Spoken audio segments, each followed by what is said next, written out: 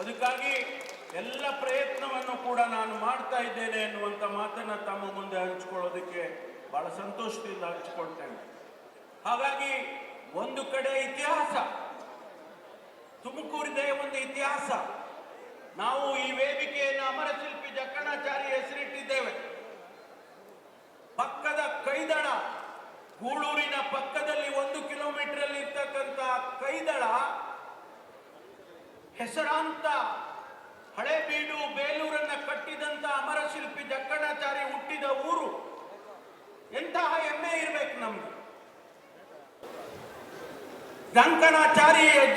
ಅವರ ಮಗ ಡಂಕಣಾಚಾರಿ ಮತ್ತು ಜಕ್ಕಣಾಚಾರಿ ಇಬ್ಬರು ಸೇರಿ ರಾತ್ರೋರಾತ್ರಿ ಚನ್ನಕೇಶ್ವರನ ಮೂರ್ತಿಯನ್ನು ಕೆತ್ತುತ್ತಾರೆ.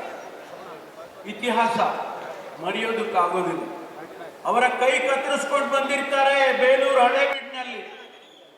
ಇಲ್ಲಿ ಬಂದು ಕೆತ್ತಿದ ಮೇಲೆ ರಾತ್ರೋರಾತ್ರಿ ಅವರಿಗೆ ಕೈ ಬಂತು ಅಂತ ಹೇಳಿ ನಮ್ಮ ಇತಿಹಾಸ, ನಮ್ಮ ಚರಿತ್ರೆ ಹೇಳುತ್ತೆ. ಅಂತಹ ಇತಿಹಾಸ ಇರ್ತಕ್ಕಂಥ ತುಮಕೂರು ಇವತ್ತು ನಾವು ಅವರನ್ನು ಜ್ಞಾಪಿಸ್ಕೊಳ್ಳೋದಕ್ಕೋಸ್ಕರ ಅಮರಶಿಲ್ಪಿ ಜಕ್ಕಣಾಚಾರಿ ವೇದಿಕೆಯನ್ನು ಇಟ್ಟಿದ್ದೇವೆ.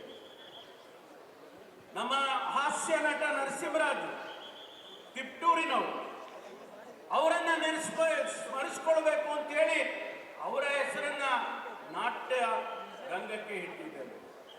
ಅದೇ ರೀತಿ ಗುಬ್ಬಿ ವೀರಣ್ಣವರು ಚನ್ನಕೇಶ್ವರ ಕೃಪಾಪೋಷಿತ ನಾಟಕ ಮಂಡಳಿ ಅಂತೇಳಿ ಗುಬ್ಬಿಯಲ್ಲಿ ಪ್ರಾರಂಭ ಮಾಡಿದಂಥವರು, ರಾಜ್ಕುಮಾರ್ ಅವರಿಗೆ ಜನ್ಮ ಕೊಟ್ಟಂತವ್ರು.